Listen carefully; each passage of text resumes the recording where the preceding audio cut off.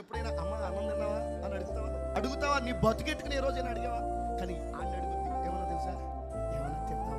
మీ అమ్మ ఏమైనా పెట్టిందా? తినకపోతే ఎలాగ సిగ్గిపోతావా? మరి రేపు పొద్దున్న నన్ను ఎలా చూద్దాం? నీ బ్రతుకెట్టుకుని ఎప్పుడైనా అన్నా అన్నం తిన్నా నువ్వు బాగుంటే మేము బాగుంటాం. అమ్మా నువ్వు బాగుంటే మేము బాగుంటాం. అమ్మా మీరు లేకపోతే మా బ్రతుకు లేదమ్మా, మాకు భద్రత లేదమ్మా.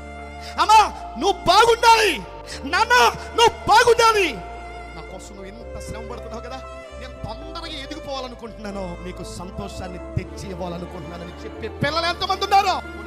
పెళ్లిళ్ళు చేసుకున్న వాళ్ళు ఉన్నారు కదా, మీ అమ్మ గురించి విచారం నీకుందా? మీ నాన్న గురించినటువంటి బాధ్యత నీకుందా? పెళ్లి చేసుకుని వచ్చేసావు, ఆ ప్రేమ మర్చిపోయావా?